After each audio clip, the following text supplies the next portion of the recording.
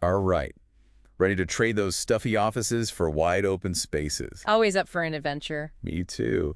And today's deep dive is all about turning our shared love for the great outdoors into, well, an actual career. We're talking outdoor activities coordination. And we've got a mountain of resources to explore, career guides, interview prep, even those frequently asked questions that, let's be honest, we usually just skim over. But you know what? Those FAQs, they're like those hidden trails. Easy to miss, but sometimes they lead to the best views. Totally agree. I found some real gold nuggets in I there. bet you did. Eh. But before we get lost in the details, let's start with the basics. What does an outdoor activities coordinator actually do? It's got to be more than just, I like kayaking, sign me up, right? Oh, way more. Think of it this way. You're the mastermind, the architect of unforgettable outdoor adventures. I like that, the architect of adventure. One day you might be out on the rapids, leading a whitewater rafting trip, and the next you're back in the office poring over budgets and logistics. So it's a blend of hands-on excitement and behind-the-scenes action. Which, speaking of, this career guide we've got here talks about work-life balance, which is always a hot topic. Beautiful office views, check. But maybe not your typical 9 to 5, especially if you're working with seasonal programs. Right.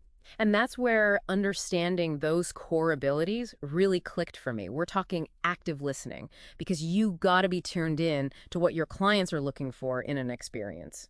Coordination, because juggling schedules, equipment, a whole group of people, that takes serious skill. Oh, for sure. And I bet there's some curveballs you got to be ready for. Definitely. And here's the one that surprised me, psychology. Psychology. Now, that's not something I'd usually picture alongside hiking boots and kayaks. It might seem unexpected, but think about it. You're responsible for creating a safe and positive experience for people from all walks of life. Okay, that makes sense. Understanding group dynamics, reading individual motivations, those things can make or break a trip. You know, you're so right. I remember this one group hike I went on. Things got a little tense. People had totally different expectations about the pace, I've been there. could have been a disaster. But the trip leader, they stepped in, used some serious group management skills, and actually turned it into this really valuable learning experience for everyone.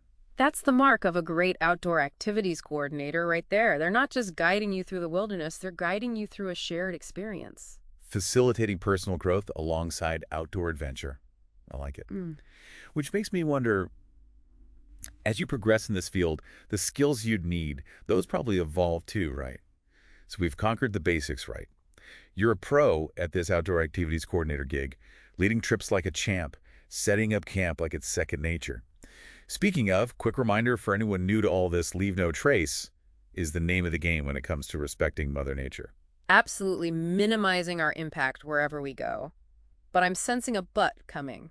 There's always a but, isn't there? So you've mastered the basics, but what's next? How do you level up this career? Maybe even become like the CEO of outdoor adventures. I love that energy. And this career guide actually lays out a pretty clear progression from coordinator to manager and beyond. And it's not just about climbing the ladder, it's about the kind of impact you want to make. Okay, so let's say I've been rocking the senior coordinator role for a while now. What does stepping into management really look like? Instead of just leading that amazing kayaking trip you mentioned, imagine designing the entire kayaking program for your organization. Whoa. Okay, now we're talking. You're thinking big picture skill levels, safety protocols, all the equipment, making sure it's eco-friendly, of course. So it's a lot more strategic thinking then, maybe even some late-night spreadsheet wrestling. A little of that, sure. But this is where those core abilities we talked about, remember active listening, coordination, that dash of psychology, those become even more important as you move up. Because now you're managing people, not just like gear and reservations. Exactly. You're inspiring a team, helping them grow. And there's this one story in the example profiles that really stuck with me. This outdoor activities manager completely turned around a team that was struggling with low morale. Wow, what'd they do? Some kind of trust falls on a mountaintop? Not quite. They used those active listening skills, really took the time to understand everyone's concerns, and then worked with the team to find solutions. So it's that whole leader as a guide thing again. Totally. Creating an environment where everyone feels heard, respected, valued, that's how you build a strong team. And that translates to better experiences for everyone, staff and participants alike. Everyone wins. Yeah.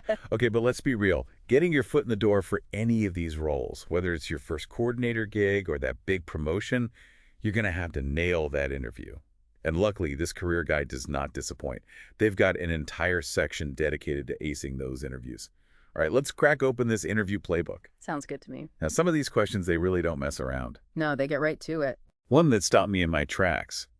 How do you manage risk in outdoor activities? And what measures do you take to ensure the safety of participants? That's a big one. I mean, talk about cutting to the chase. It's essential, though, right? They're not just looking for someone who can recite the first aid manual. Right. They want to see that you can think on your feet, that you're proactive about safety. Because out in the wilderness, things can change in an instant. You need to be adaptable, able to make quick decisions while staying calm. And that's where I bet those real-life stories come in handy. Absolutely. Sharing experiences where you had to problem solve under pressure, that's gold. Speaking of which, remember that hike I mentioned? The one with the pace disagreements? Yeah, if I was asked about handling conflict in the field, you better believe that story would be coming out. See, perfect example. Makes you memorable, too. It shows you've learned from experience. Okay, here's another one that I thought was really interesting. How do you incorporate environmental sustainability into your outdoor activities? I love that they asked that. Because it's not just about loving nature anymore, right? It's about protecting it. It's about walking the walk. So how do you answer that in a way that really hits home? I'd focus on tangible actions, things you've actually done or would do. Give me some examples. So, leave no trace principles are a great place to start packing out everything you pack in respecting wildlife, staying on designated trails. Minimizing your impact every step of the way. Exactly. And don't be afraid to go beyond the individual level, too. Okay, like what?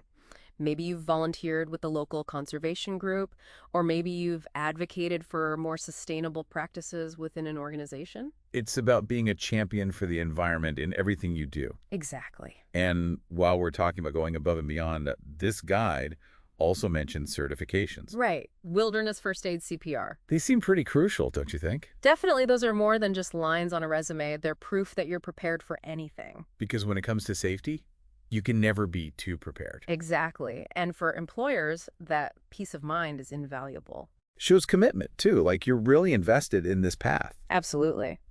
And speaking of valuable tools, we'd be doing our listeners a disservice if we didn't mention RoleCatcher. It's true. They didn't just hand us this awesome career guide.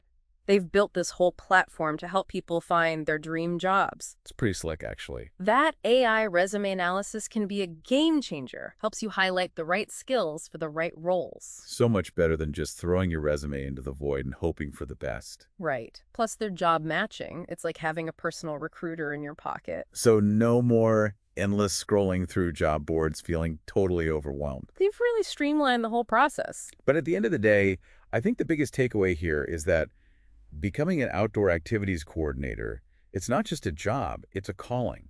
It really is. You're sharing your passion for the outdoors with others while making a positive impact. And it requires a unique blend of skills, leadership, responsibility, and a deep respect for the environment. And a sense of adventure. Don't forget that. Oh, absolutely.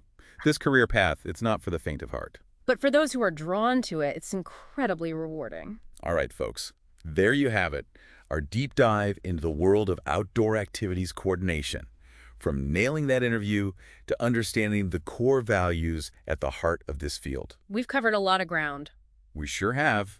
But now it's your turn to take this inspiration, lace up those boots, and blaze your own trail. Go explore. And who knows, maybe someday you'll be the CEO of Outdoor Adventures. I wouldn't be surprised. Until next time, adventure awaits.